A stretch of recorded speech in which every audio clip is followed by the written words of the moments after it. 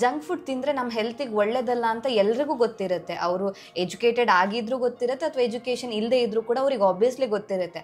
ಹಾಗಿದ್ರೂ ಕೂಡ ಅದನ್ನು ತಿಂತಾರೆ. ಸೊ ನಮ್ಮ ಮೈಂಡ್ ಸೆಟ್ ಯಾವ ರೀತಿಯಾಗಿ ಬದಲಾಗ್ತಾ ಇದೆ ಡಾಕ್ಟರ್? ಅಂದರೆ ಹೆಲ್ತಿಗೆ ಅದು ಎಫೆಕ್ಟ್ ಅಂತ ಗೊತ್ತಿದ್ರೂ ಕೂಡ ಅದನ್ನು ತಿಂತಾರೆ ಅಂತ ಹೇಳಿದ್ರೆ? ದಟ್ ಈಸ್ ಬಿಕಾಸ್ ಬ್ಯಾಂಗ್ಳೂರ್ ಅಂತಹ ಜಾಗದಲ್ಲಿ ಜನರು ಲೈಕ್ 8-9 hours ಕೆಲಸ ಮಾಡ್ತಾರೆ. ಟ್ರಾವೆಲ್ಗೆ ಒಂದು ಬೆಳಿಗ್ಗೆ 2 ಗಂಟೆ ಟೈಮ್, ಸಂಜೆ 2 ಗಂಟೆ ಟೈಮ್ ಆ ಥರ ಸ್ಪೆಂಡ್ ಆಗ್ತಾ ಇರೋದ್ರಿಂದ junk food is quick food. ತುಂಬ ಹಸಿವಾದಾಗ ಅಡುಗೆ ಮಾಡಿ ನಾವು ಊಟ ಮಾಡೋಕ್ಕೆ ಸಮಯ ಇಲ್ಲದೆ ಇರ್ಬೋದು ಆ ಕಾರಣದಿಂದ. ಆ್ಯಂಡ್ ಮಾನಸಿಕ ಒತ್ತಡ ಇಸ್ ಸಮಥಿಂಗ್ ವಿಚ್ ಇಸ್ ಎಲ್ಲರೂ all of us are living with that.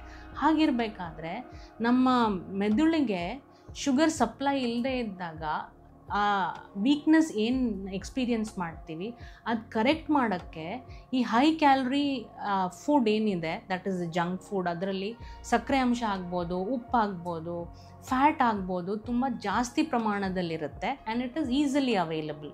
ಆ ಕಾರಣದಿಂದ everybody will get attracted to junk food.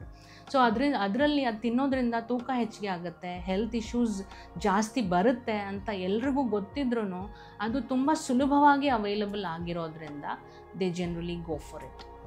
ಹಾಗಿದ್ರೆ ನಾವು ಸೇವಿಸುವಂಥ ಆಹಾರದ ಬಗ್ಗೆ ನಾವು ಎಷ್ಟು ಕೇರ್ಫುಲ್ ಆಗಿರಬೇಕಾಗುತ್ತೆ ಡಾಕ್ಟರ್?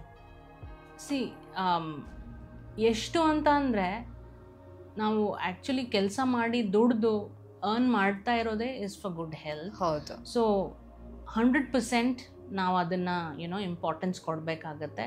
ಬಿಕಾಸ್ ನಮ್ಮ ಆರೋಗ್ಯ ಇಸ್ ಡಿಪೆಂಡೆಂಟ್ ಆನ್ ನಾವು ಏನು ಊಟ ಮಾಡ್ತಾ ಇದ್ದೀವಿ, ನಮ್ಮ ಲೈಫ್ ಸ್ಟೈಲ್ ಹೇಗೆ ಲೀಡ್ ಮಾಡ್ತಾ ಇದ್ದೀವಿ ಅದ್ರ ಬೇಸಿಸ್ ಮೇಲೆ.